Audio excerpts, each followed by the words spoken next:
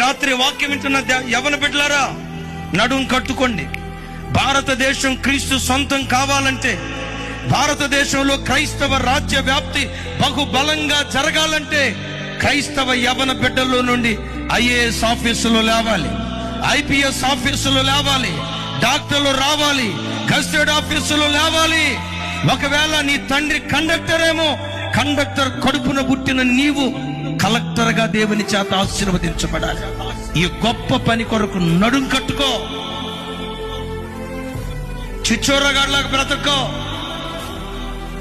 పోకిరోడ్లాగా బ్రతకో, వ్యధవేషాలు వేయకో, పనికిమాలిన కార్యక్రమాలు చేయకో. రాబోయే దినాలు గడ్డు దినాలు.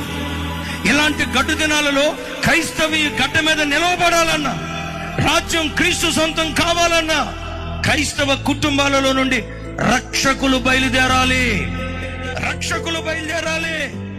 యవన బిడ్డలారా, కష్టపడి చదువుకోండి, కష్టపడి చదువుకోండి. ఒక్క క్షణం కూడా వృధా చేసుకోవద్దు. పుస్తకాల పురుగైపోండి, పుస్తకాల పురుగైపోండి. వెకిలి చేష్టలు చేయొద్దు.